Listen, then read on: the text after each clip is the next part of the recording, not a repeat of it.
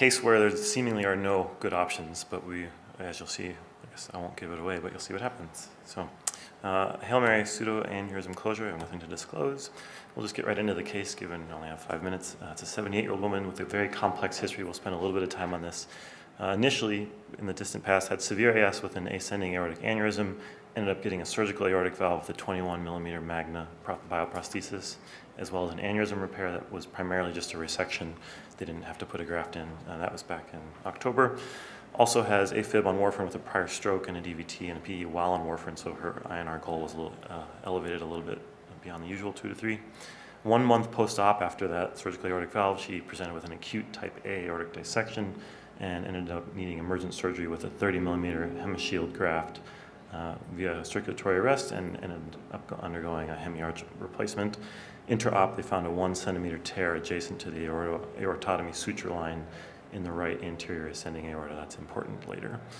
2 months post-op, then presented again with some fevers, ended up having a chest wall abscess, mediastinitis, and ended up requiring wound debridement and had a wound vac placement, was on IV antibiotics at home for a while, but seemingly was doing okay until about 5 months later, so this is back in the spring now, presenting to an outside facility with some chest pain. A CT was done out there with maybe it wasn't quite appropriate gating, but it was read as having an aortic root hematoma, and given her complicated history, she was transferred to our facility.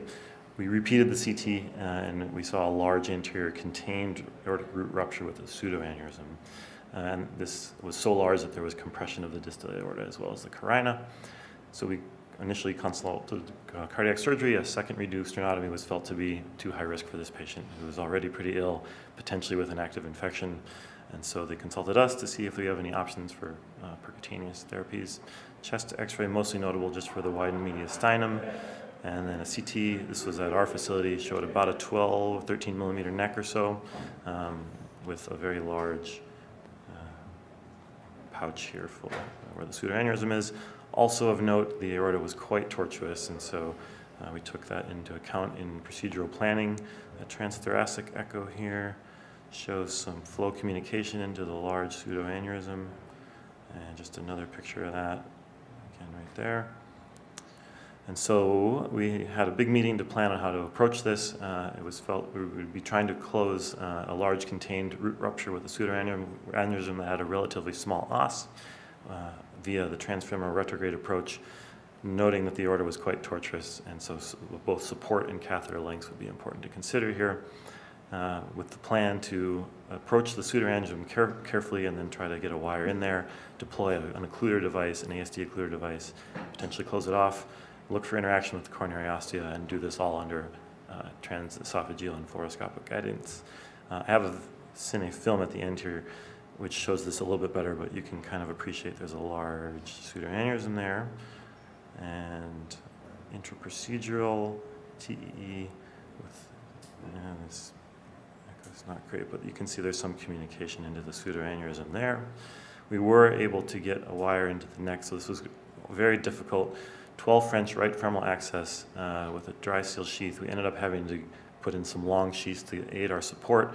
Lots of different catheters before we were able to get in there. Eventually, a 7 French JR and a glide was used to approach the os.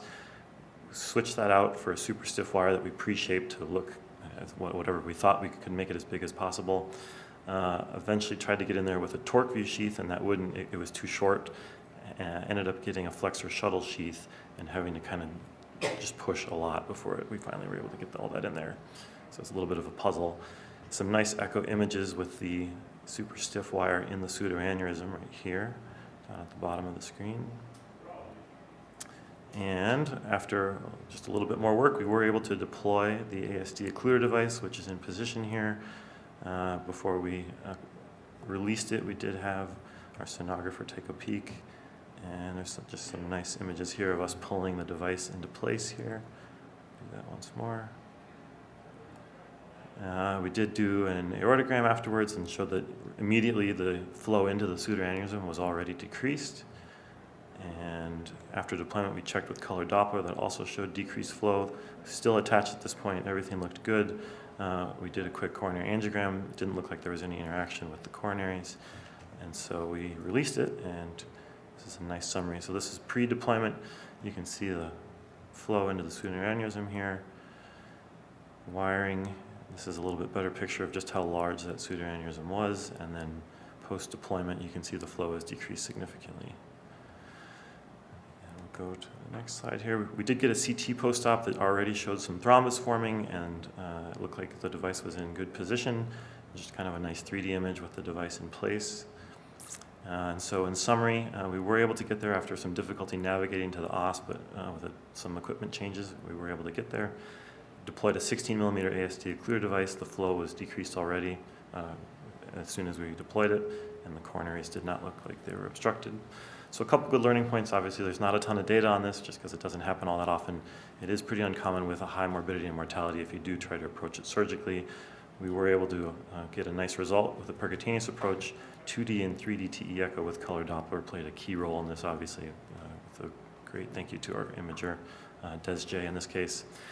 Close follow-up is recommended. There is a case report that showed some recanalization up to 3 months post-deployment. So thank you to Dr. Saraja and Dr. J and Marcus and Linnell and our whole valve team. Thank you. That was great.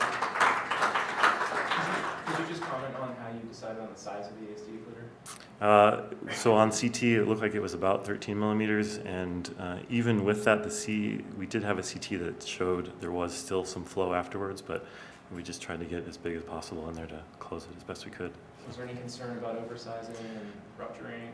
Definitely, yeah. And we went into this, we consented her and said, this is, we're really at the kind of the bounds of our abilities here.